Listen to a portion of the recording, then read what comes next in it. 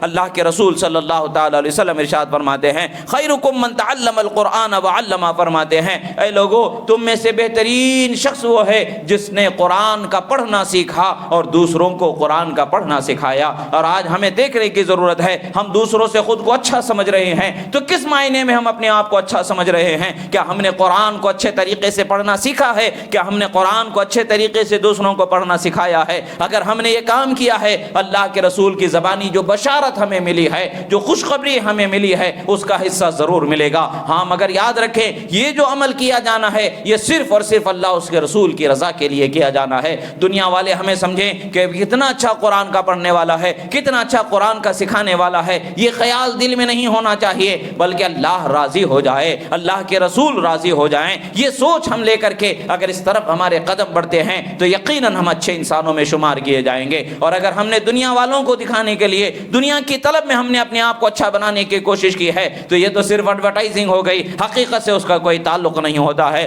جب انسان کا تعلق حقیقت سے جدا ہو جاتا ہے تو انسان اپنے آپ کو کامیابی سے قریب سمجھنے لگتا ہے اور حقیقت میں وہ خود کامیابی سے دور ہو جاتا ہے۔ حقیقت تو یہی ہے کہ اللہ راضی ہو جائے اور اسی حقیقت پر ہماری نظر ہونی چاہیے۔ دوسری جگہ رسول اللہ صلی اللہ تعالی علیہ وسلم فرماتے ہیں خیارکم وحاسنکم اخلاقا، فرماتے ہیں سنو تم میں سے سب سے بہترین شخص وہ کون ہے جو اچھے اخلاق و کردار کا جس کا حصہ ہے، یعنی اچھے اخلاق و کردار جس کے ہیں وہ تم میں بہترین شخص ہے، تم میں اچھا شخص ہے۔ آج ہمیں اچھے اخلاق و کردار کی کیا مثال ملتی ہے؟ جب دوست کسی دوست کو گالی کے ساتھ مخاطب نہیں کرتا تب تک کہ وہ دوست دوستی میں پکا نہیں جانا جاتا ہے۔ گالی گلوچ ہماری زندگی ہے، ایک دوسرے کی تحقیر و تذلیل ہماری زندگی بنی ہے، ایک دوسرے کی ٹانگ کھینچنا یہ ہماری زندگی بنی ہوئی ہے، ایک دوسرے کو روند ہوئے آگے بڑھنا یہ ہمارا مزاج بن گیا ہے، کسی کو آگے بڑھتے ہوئے نہ دیکھنا یہ ہمارا مزاج بن گیا ہے۔ یہ ہمارے اچھے اخلاق کیسے ہوتے ہیں؟ اچھے اخلاق وہ ہوتے ہیں جن اخلاق کو دیکھ کر کے لوگوں نے لا الہ الا اللہ محمد الرسول اللہ کا کلمہ پڑھا ہے۔ رسول اللہ صلی اللہ تعالی علیہ وسلم کے راستے میں لوگ کانٹے بچھایا کرتے تھے مگر رسول اللہ نے ان کے راستوں میں کانٹے نہیں بچھایا۔ رسول اللہ کے راستے میں لوگ گڈھے بنایا کرتے تھے مگر رسول اللہ نے ان کے راستوں میں گڈھے نہیں بنایا۔ رسول اللہ کو لوگ پتھروں سے زخمی کیا کرتے تھے مگر رسول اللہ نے پلٹ کر کے ان کو زخمی نہیں کیا۔ رسول اللہ صلی اللہ تعالی علیہ وسلم نے ان کے ہدایت کی تلقین کرتے رہے یہاں تک کہ وقت ایک وہ آیا کہ پورے دنیا عرب میں ایک ہی کلمہ گونجنے لگا، لا الہ الا اللہ محمد الرسول اللہ گونجنے لگا۔ بھلا کوئی یہ تلوار کے زور پر اس کلمے کو پھیلا سکتا ہے؟ بھلا کوئی تلوار کے زور پر کسی کی زبان سے کلمے کو جاری کرا سکتا ہے؟ مان لیا جائے تلوار گرے پر رکھ دی جائے اور کسی کو کچھ کلمہ بولنے کے لیے کہہ دیا جائے تو زبان سے تو کہہ دے گا مگر کیا اس کے دل میں اس کلمے کی محبت پیدا ہو سکتی ہے؟ کیا اس دل میں کسی کو اس کلمے سے حقیقی محبت تلوار کے زور پر پیدا کی جا سکتی ہے؟ یہ ہو ہی نہیں سکتا ہے۔ کیا آپ کسی کو تلوار کے زور پر کسی سے سچی محبت کرنے پر مجبور کر سکتے ہیں؟ کبھی نہیں ہو سکتا ہے۔ کہ رسول اللہ صلی اللہ تعالی علیہ وسلم کے اخلاق ہمیں بتاتے ہیں کہ اخلاق کا ہنر بھی کسی کو مل جانا، اچھے اخلاق والا بھی کوئی بندہ بنا دیا جانا، یہ اللہ کی بہت بڑی نعمت ہوتی ہے، یہ اللہ کی بہت بڑی توفیق ہوتی ہے۔ دوسری جگہ رسول اللہ صلی اللہ تعالی علیہ وسلم ارشاد فرماتے ہیں خیرکم احسنکم قضاء ای عند رد القرض الدین او کما قال رسول اللہ صلی اللہ علیہ وسلم، اللہ کے رسول صلی اللہ تعالی علیہ وسلم فرماتے ہیں تم میں سب سے بہترین شخص وہ ہے جو اگر کسی کا قرض لے تو اس قرض کو فوراً اچھائی کے ساتھ ادا کر دے، اس کو ستا کر کے تڑپا کر کے پریشان کر کے نہ دے۔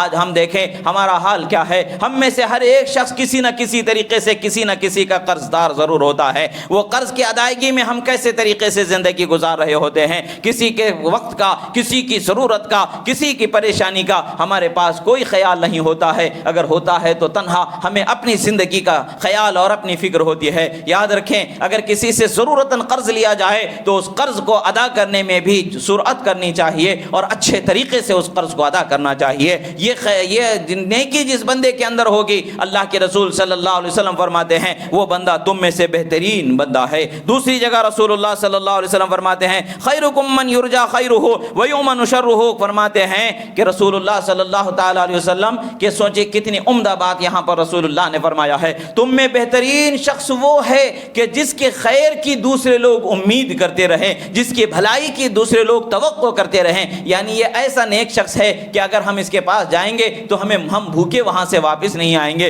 हम इसके पास जाएंगे तो बदसलूकी हमारे साथ नहीं की जाएगी, गाली गलौज हमारे साथ नहीं किया जाएगा, बेइज्जती जिल्लत और रुसवाई हमारे साथ नहीं की जाएगी, हमारे साथ भलाई की जाएगी। ये जिसके साथ भलाई की उम्मीद की जाए। और फिर वो ऐसा शख्स होना चाहिए बेहतर होने के लिए कि जिससे बड़ा बुराई, जिससे तकलीफ के लिए लोग अमान में हो, यानी उससे तकलीफ पहुंचना ही उसके लिए तसव्वुर से परे चीज हो। यानी लोग ये समझें कि इसके पास हम रहेंगे तो हमें कोई तकलीफ नहीं पहुंचेगी, इसके पास हम रहेंगे तो हमें कोई परेशानी नहीं आएगी, हमें ईजा नहीं दिया जाएगा, हमारी बेइज्जती और रुसवाई नहीं की जाएगी, हमारे साथ अच्छा सुलूक किया जाएगा। यानी ऐसा इंसान होना चाहिए कि जिससे दूसरे इंसान, जिसके परेशानी या जिसके सताने से सताए जाने वाले ना हो, और जिसके भलाई से दूसरे इंसान को भलाई मिलने वाली हो, दूसरे इंसानों को उम्मीद हो कि यहाँ से हमें भलाई मिलने वाली है। इस इंसान के लिए रसूलुल्लाह ने फरमाया तुम में बेहतरीन है वो शख्स। आज हम देखें हमारे अखलाक कैसे हैं, हमारे घर अगर कोई आते हैं तो हमारा सुलूक क्या होता है, हम अगर दोस्तों में रहते हैं तो हमारा सुलूक क्या होता है, हम अगर अपने रिश्तेदारों में होते हैं तो हमारा सुलूक क्या होता है,